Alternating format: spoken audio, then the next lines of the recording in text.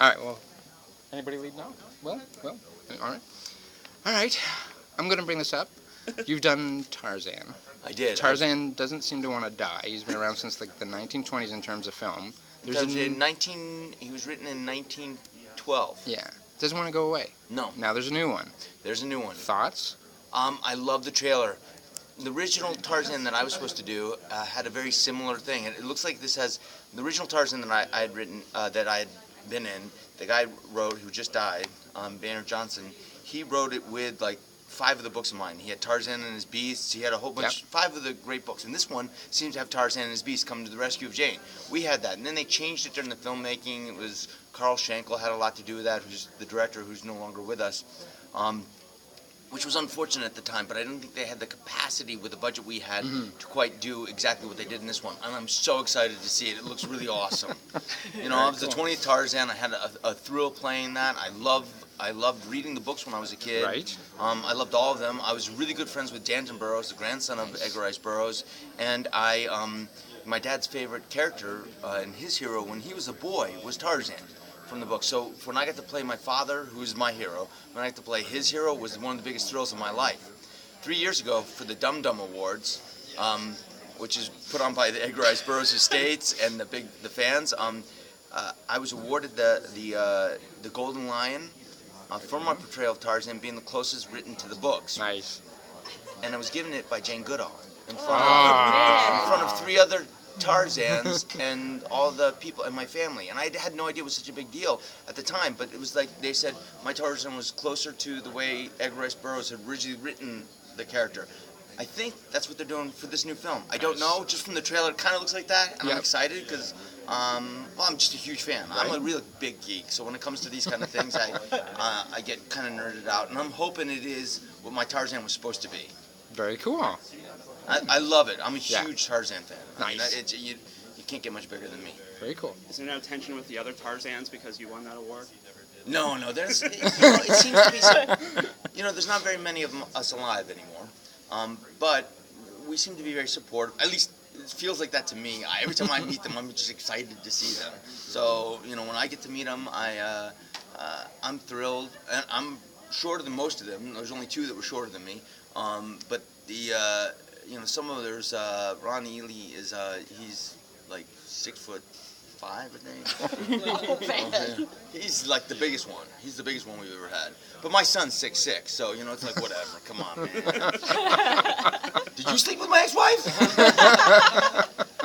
Now, the spirit of Comic-Con is about geeking out. Like for you growing up, like you said, you're a bit of a geek. A huge one. But thank you for being generous. What did you geek out over growing up? Star Trek. Yeah. And Jonathan Frakes is here, and even now at this time, and I've watched. He doesn't even have any idea, but I've watched every single one of the Star Trek, The Next Generations. I watched all of them. I watched all the films and everything, and I watched them over and over again. So he has no idea. We're always like cool. At least I think I'm being cool. I'm probably not. I'm probably just a complete spaz, and he's probably like, get away from me, Casper Van Dien. I don't want. Is he at that con? I'm not going. Actually, must not be because I keep seeing him at different cons. See? But I'm a huge fan of his, and he was a director, and even so much so that when I did Beastmaster 3, I did it kind of because Gabrielle Beaumont was the director, and she directed a lot of Star Trek The Next Generations. So that was my way in. When he became a director at Star Trek, I don't even know if he knows that I know all this. This is how much of a geek I am. Nerd! So, such a nerd. I knew that he had shadowed her when he wanted to become a director. Cool. And he had, because as an actor, you have to shadow a director first, and he shadowed her. And I knew that, and that's why I took Beastmaster 3. And guess what? I never got on Star Trek The Next Generation. But I tried. Bastards. Well, Well, I was working so much on all these other films. I had family, so there's other things that come in. Sometimes when you go, why'd you do that film? I have a family I'm supporting. It's the job they offered me, and I needed the money. And plus, I love being on any set. I'd be on any set. I don't care. It's so much fun. Making films, it's like I get to do something that I love. and if I wasn't an actor, I'd be doing something on a film, or I just love movies. I watch them all the time. Very cool. I read books about films, about filmmakers. It's The only actor louder than me, Kevin. I know it. I told you he's here. He's here. I just gotta say good morning first, sir. I know that's right. That's amazing. He has no idea I want to be just like him. He doesn't have any idea.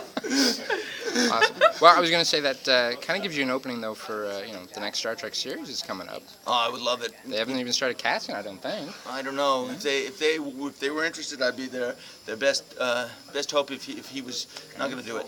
We'll start pushing.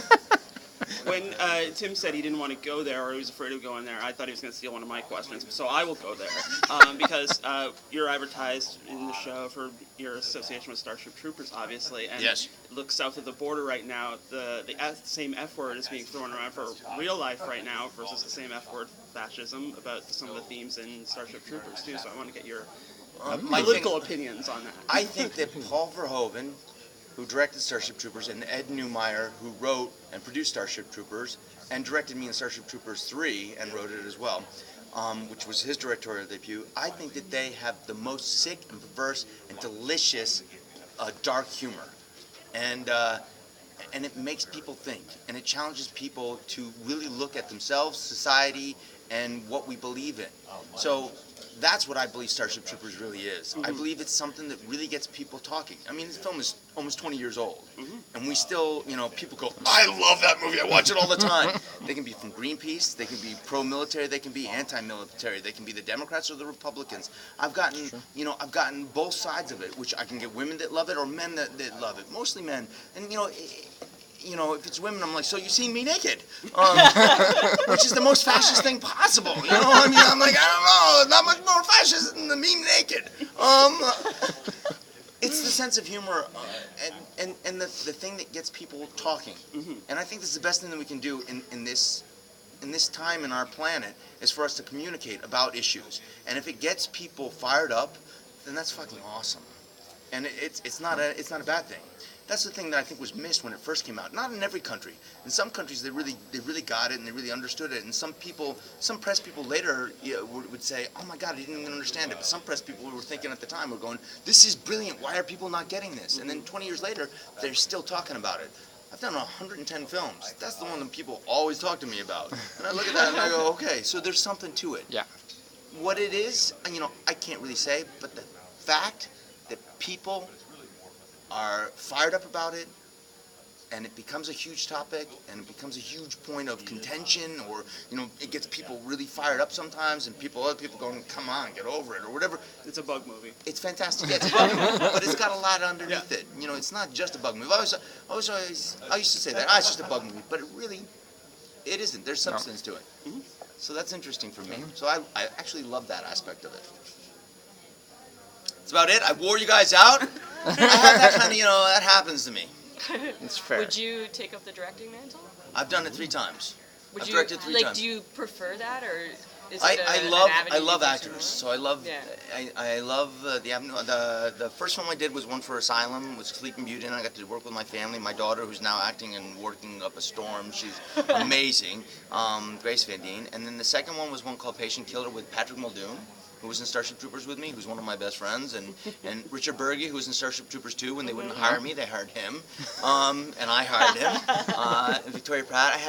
I had 6 of my friends in that, and I got it on Lifetime. But it won Best Picture at the Fort Lauderdale International Film Festival, and then I won Best Director at the San Francisco Best Actor Film Festival, and then Lifetime bought it. And my second film just got bought by Lifetime. Holy crap, Dude. good for So, you. as director, and these are all little independent films that then we have to go and do Your these passion ways. projects and then Yeah, well, and even that, passion projects, it's other people's projects still that I've got hired to direct. yeah, So I hope to do something that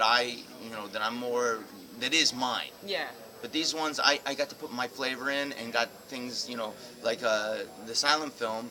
They had only gotten their Sharknadoes on Redbox, but they always, they make every film they make money on. Because as soon as they write a name, they make it, and it is what it is. So they have a machine, they have a thing that they do. Mine, they were like, "Oh my God, you got us on Redbox." So they'd already made their money back, but once you get it on Redbox, it's another $750 to $1.5 million. Yeah.